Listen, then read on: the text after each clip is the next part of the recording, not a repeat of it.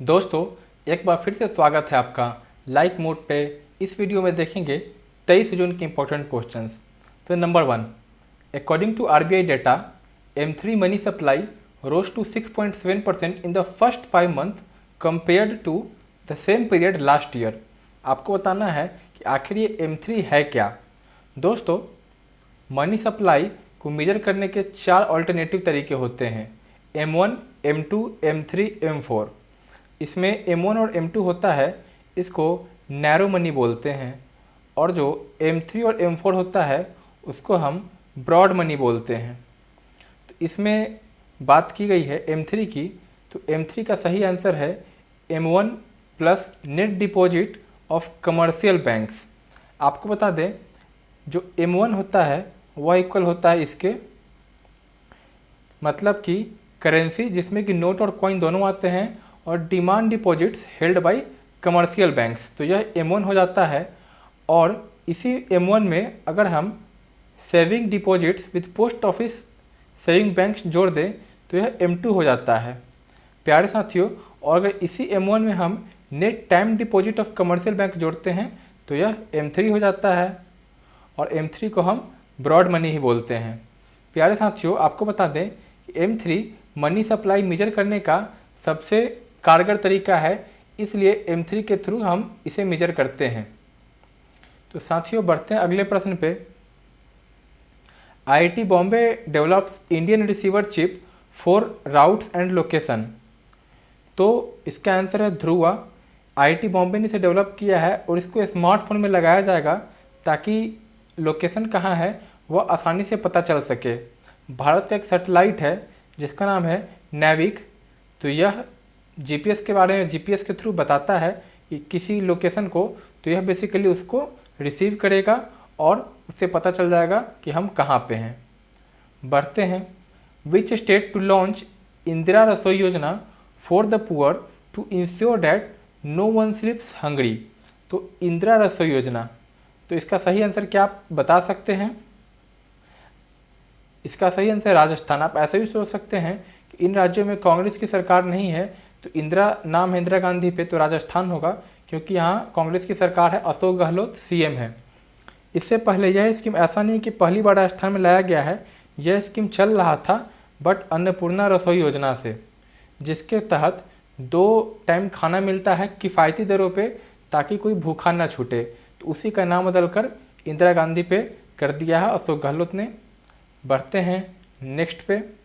Who became the only Indian among top global philanthropist of 2020 features alongside Oprah Winfrey and Tim Cook. तो यह है नीता अंबानी। इन्होंने Covid में काफ़ी फिलैंथ्रोपी किया, तो इस कारण इनको ग्लोबल फिलैंथ्रोपिस्ट के लिस्ट में रखा गया है। यह एकमात्र भारतीय हैं और इनको ओपरा विनफ्रे और टिम कुक के साथ रखा गया है। टिम कुक एप्पल के CEO हैं और इन्होंने ढेर सारे मास्क एप्पल ने बनाए और लोगों को वितरित किए। एप्पल ने तरह तरह के एप्लीकेशन भी बनाए जिसके कारण कॉन्ट्रैक्ट ट्रेसिंग और तरह तरह की मदद मिली। उसी तरह ओपरा विनफ्रे ने काफ़ी मदद दी। आपको बता दें, जो मुझे लगता है जो सबसे बड़ा मदद है कि परसेंटेज के हिसाब से देखें तो जैक डॉर्सी ने किया। उन्होंने अपने संपत्ति का लगभग 30% हिस्सा दान कर दिया। उनका टोटल संपत्ति $3 बिलियन है, जिसमें कि उन्होंने $1 बिलियन कोविड में दे दिया। परसेंटेज के हिसाब से जैक डॉर्सी है जो कि ट्विटर और स्क्वायर के CEO हैं। बढ़ते हैं। The international Olympic day is observed every year on. तो इसे मनाया जाता है 23 मार्च को। इस साल जो समर ओलंपिक होना था वह टोक्यो में होना था, जापान में, 2020 ओलंपिक, बट यह कोविड के कारण नहीं हुआ और जापान पूरी तरह कोशिश कर रहा है कि अगले साल इसे किया जाए। Next, which organisation is to launch decarbonising transport in India project. तो यह शुरू कर रहा है नीति आयोग। डीकार्बोनाइजिंग ट्रांसपोर्ट, इसका मतलब यही है कि ट्रांसपोर्टेशन से जो कार्बन उत्सर्जन होता है उसको कम करना। तो अगर इससे यह है कि अगर इलेक्ट्रिक व्हीकल्स है उनका प्राइस अगर अगले 2-3 सालों में कम कर दिया जाए किसी तरह, तो लोग फिर इलेक्ट्रिक व्हीकल को ऑप्ट करेंगे और उसके थ्रू डीकार्बोनाइज किया जा सकता है ट्रांसपोर्टेशन सिस्टम को इंडिया में। बढ़ते हैं। आपको बताना है कि इसमें रॉन्ग फैक्ट कौन है। तो विडोज डे मनाया जाता है 23 जून को, यह सही है। उसी तरह यूनाइटेड नेशन का पब्लिक सर्विस डे 23 जून को, यह भी सही है। ओलंपिक डे हमने अभी अभी देखा 23 जून को, यह भी सही है। China launches last satellite for its BeiDou navigation satellite, यह गलत है क्योंकि यह बाइडू नहीं है। बाइडू भी एक बहुत बड़ी कंपनी है चाइना की, बट इसका जो नाम है यह है बीदाऊ। बीदाऊ का मतलब होता है, बी का मतलब चाइनीज भाषा में होता है बिग, और दाऊ का मतलब होता है डीपर। तो बेसिकली बिग डीपर कॉन्स्टलेशन के नाम पर यह नाम रखा गया है, तो यह इसका सही आंसर है। अच्छा, आप देख पा रहे हैं अगर यह बीदू है, ये नेविगेशन है और ये सैटेलाइट है, तो इसका मतलब यह बनता है BDS। आपको याद आ रहा होगा कि कुछ ऐसा ही एक सिस्टम बना हुआ है GPS, उसका ही फुल फॉर्म होता है ग्लोबल पोजिशनिंग सैटेलाइट। तो बेसिकली यह चाइना का GPS के अल्टरनेटिव के रूप में इस्तेमाल किया गया है। मीन्स चाइना अब चाहे तो GPS को हटा सकता है अपने सिस्टम से और टोटली BDS पर रिलाई कर सकता है। चलिए BDS के बारे में आपको कुछ दिखाता हूँ, तो यह हो जाएगा इसका सही आंसर, क्योंकि यह रॉन्ग है। यह है पूरा BDS का सिस्टम। अगर ये ग्लोब है, आपको बता दें कि BDS का इस्तेमाल चाइना बेसिकली जो भी इसके टेरिटोरियल क्लेम्स हैं, जैसे कि इंडिया के आसपास, साउथ चाइना सी के आसपास और जगह जगह, वहाँ पे इस नेविगेशन सिस्टम का इस्तेमाल करती थी काफ़ी पहले से, ताकि वहाँ पे नज़र रख सके। बट 2012 के आसपास इन्होंने इस सिस्टम को कमर्शियल यूज का अप्रूवल दे दिया, ताकि जो अमेरिका का GPS है उसके टक्कर में यह अपना BDS ला पाए। और अब यह BDS का आखिरी सैटेलाइट लॉन्च था।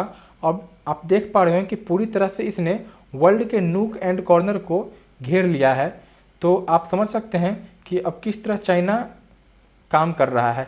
चाइना का अभी अभी रिपोर्ट आ रहा था कि वह चाइना इंडिया से कन्वेंशनल वार नहीं लड़ना चाहता है, इंडिया के नेवी मिलिट्री आर्मी से नहीं लड़ना चाहता है, बट वह अनकन्वेंशनल लड़ाई लड़ेगा, जिसमें कि कुछ ऐसा ही स्पेस आ जाता है, साइबर वार आ जाता है, इलेक्ट्रोमैग्नेटिक वार आ जाता है और तरह तरह के।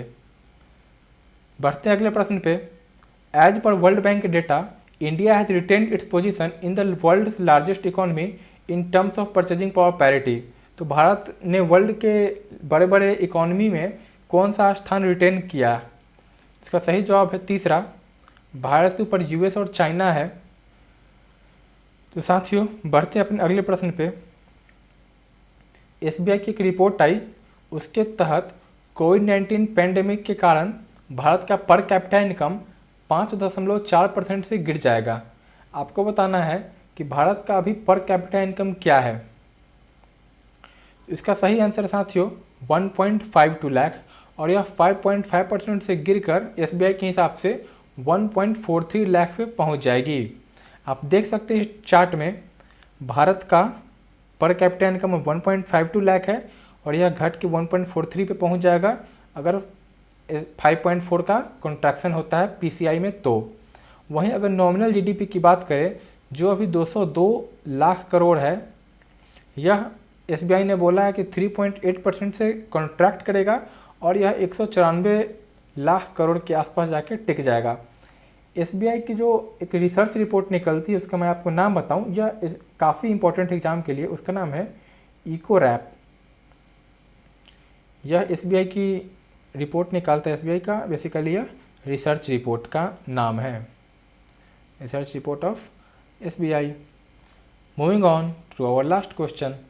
The government's e-commerce platform has made it mandatory for sellers to specify the country of origin while registering new products on the GEM portal। तो साथियों, अब GEM portal जो भारत सरकार का है, मीन्स गवर्नमेंट ई-मार्केट प्लेस, उस पर अगर कोई भी सामान अपना लिस्ट कराता है तो उनके लिए मैंडेटरी हो गया है कि किस देश में सामान बना है यह उस पर अंकित करना है, मेड इन इंडिया है या मेड इन होनोलुलु है। तो आपको बताना है कि GEM पोर्टल किस मंत्रालय के अधीन है। इसका सही आंसर है कॉमर्स एंड इंडस्ट्री। तो प्यारे साथियों, यह था 23 जून के क्वेश्चंस। मिलते हैं आपसे जल्द ही, तब तक के लिए bye bye and see you soon.